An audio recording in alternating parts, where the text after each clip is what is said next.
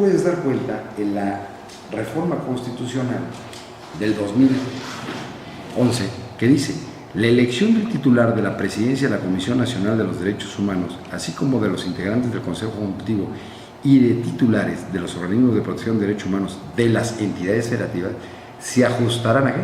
Un procedimiento de consulta pública que deberá ser transparente en los términos y condiciones que establece la ley. ¿Aquí qué ley es? Pues la Ley de Derechos Humanos de Querétaro. Pero es la ley. Un magistrado, una magistrada, la edad la marca la propia Constitución de Querétaro. La Constitución de Querétaro te dice que para ser magistrado requieres una edad mínima de 35 años, porque hace alusión a los requisitos para ser ministro en el Poder Judicial Federal. Pero sí te marca de manera puntual dos edades máximas, una de 65 años en un supuesto y otra de 67 años. Yo quisiera preguntar si algún aspirante a magistrado tiene menos de 35 o más de 67, ¿el Congreso lo elegiría?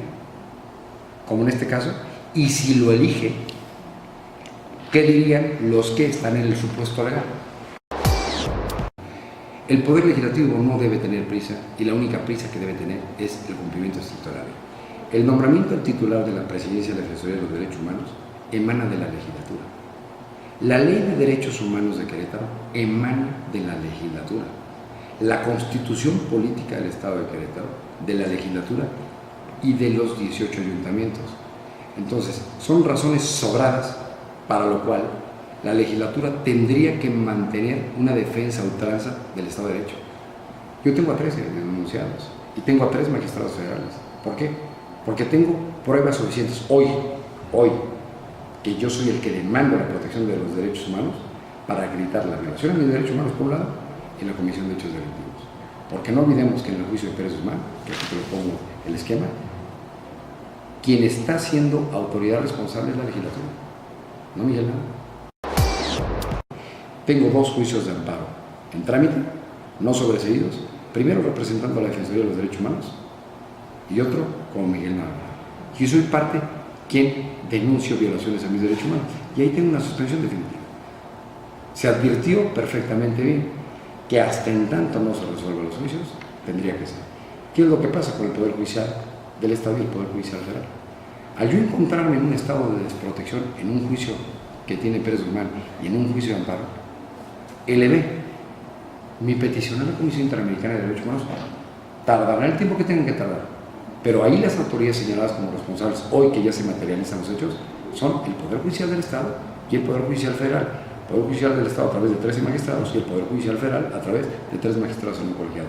Ese tema tendría que esperarse hasta en tanto no resolviera la instancia internacional.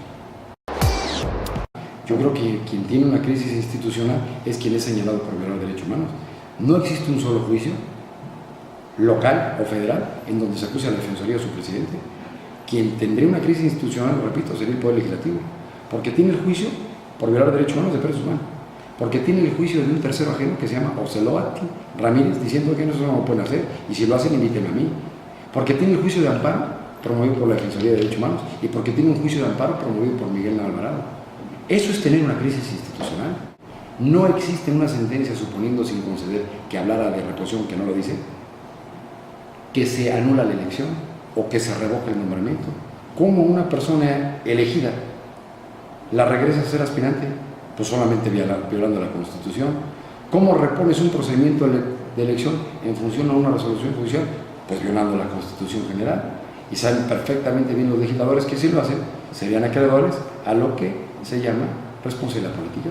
Se presentaría un juicio político al Congreso de la Unión por violaciones graves a la Constitución y a las leyes federales.